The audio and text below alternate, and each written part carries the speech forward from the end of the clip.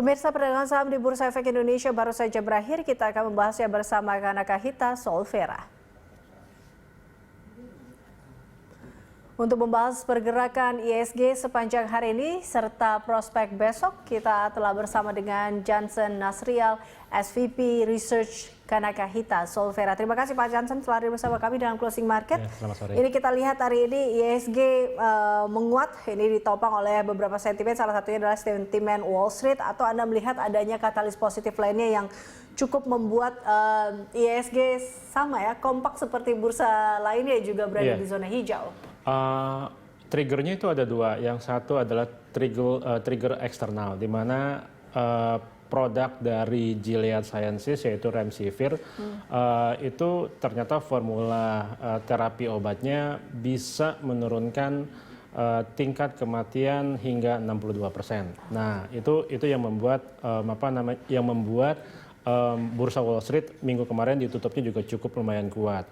Nah, ditambah lagi juga dengan clinical trial dari Moderna, dari Oxford University, lalu juga dari Pfizer, itu yang menunjukkan clinical trial yang menunjukkan tanda-tanda positif ya. Jadi tidak menutup kemungkinan vaksin mungkin masih bisa diproduksi setidak-tidaknya awal tahun 2021 di pertengahan semester pertama. Nah, itu yang membuat pergerakan positif di bursa Wall Street dan juga bursa Eropa minggu kemarin yang akhirnya diikuti oleh pagi ini di seluruh bursa Asia.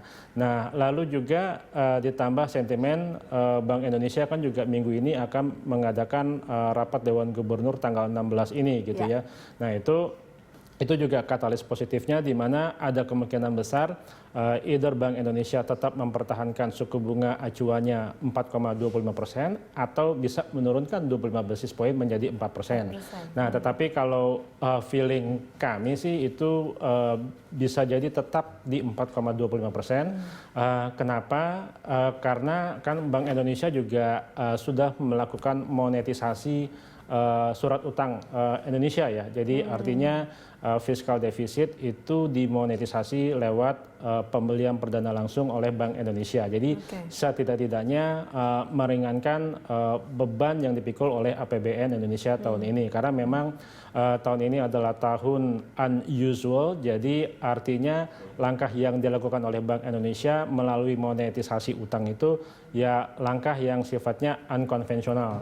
Jadi it's a one time occurrence gitu ya. Jadi artinya Bank Indonesia ini hanya melakukan sekali dalam mungkin seumur hidupnya Bank Indonesia gitu. Karena this is one time pandemik yang bisa terjadi sekali 100 tahun. Nah, itu juga dianggap positif juga oleh bursa di seluruh dunia gitu. Jadi artinya S&P juga menanggapi positif, lalu juga Fitch Rating juga menanggapi positif, karena mereka melihatnya juga ini adalah one time event aja gitu yang dilakukan oleh Bank Indonesia. Di samping itu juga Bank Indonesia sudah melakukan sudah mempunyai template, yaitu quantitative easing versinya Bank Indonesia, yaitu sudah menginjek likuiditas ke market, dan itu juga yang membuat balance sheet-nya Bank Sentral Indonesia sudah di atas 30% terhadap GDP, di mana yang sudah biasanya itu selalu sekitar 20-an sampai 25% terhadap GDP. Jadi artinya injeksi likuiditas itu cukup membantu market bisa bernafas lah untuk bulan Juli ini. Tapi dengan apa yang sudah dilakukan oleh Bank Indonesia sendiri, lalu kita tahu bahwa di pekan ini ya, ini sejumlah data ekonomi juga akan dirilis, salah satunya terkait dengan kinerja ekspor.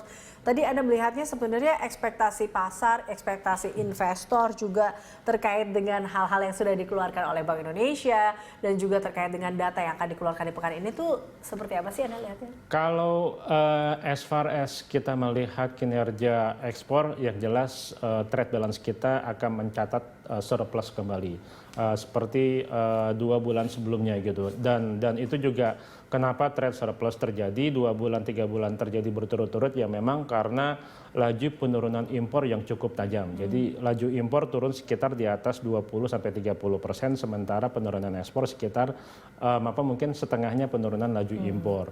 Nah, itu yang dikhawatirkan oleh Bank Indonesia juga gitu. Kenapa Bank Indonesia juga harus mengeluarkan langkah unkonvensionalnya, yaitu melakukan quantitative easing.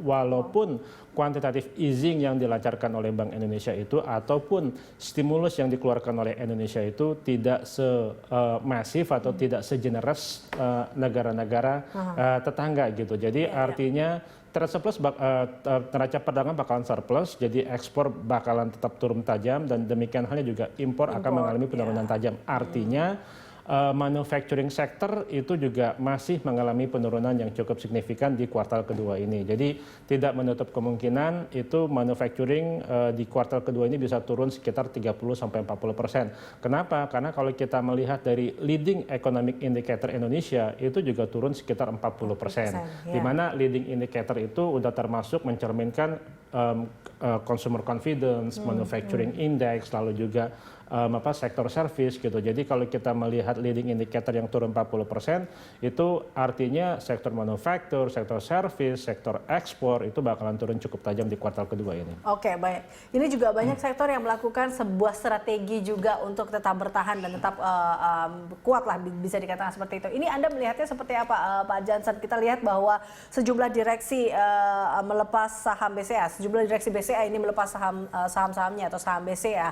Anda melihat ini adalah sebuah strategi atau seperti apa? Ini cukup berdampakkah pada pasar secara keseluruhan? Wah, kepemilikan saham yang dimiliki oleh direksi juga tidak sebenarnya tidak begitu signifikan gitu ya. Karena kalau kita berangkat dari Bank BCA kan itu shares outstandingnya cukup besar sih di bursa saham ya, sekitar hampir 40% free floatnya. Jadi ya saham-saham yang dimiliki oleh para direksi kan paling less than 1% sih dari outstanding gitu. Jadi dari shares outstanding. Jadi sebenarnya tidak mengalami pengaruh yang sangat signifikan dan biasanya kalau mereka direksi melakukan penjualan biasanya juga hanya sedikit profit taking ataupun kalau misalnya mereka buyback itu juga artinya mencerminkan kepercayaan terhadap kinerja perusahaan untuk beberapa tahun ke depan. Oke, baik. Itu berarti tidak terlalu berpengaruh pada sektor perbankan karena itu sendiri ya? kepemilikannya is less than 1% terhadap shares outstanding free floating di market. Ya. Oke, baik Pak Jansen, terakhir jadi bagaimana Anda melihat peluang IHSG besok serta rekomendasi tentunya untuk saham-saham? IHSG masih ditutup peluang menguat sih minggu ini antara resisten 5.120 sampai 5.200 di mana fokus kami adalah di sektor perbankan yaitu BBNI, area buy on weakness antara 4.650 sampai 4.670 dengan target price sekitar 4.900, lalu juga BTPS itu di buy on weakness area 3.150 dengan target price 3.500, lalu juga yang terakhir adalah BNGA buy on weakness di 820 dengan target price 900 untuk jangka pendek di minggu ini. Oke, baik. Terima kasih Pak Jansen telah bergabung bersama kami. Pemirsa, Jansen Nasrial, SVP Research Analyst Kanakahita Solvera.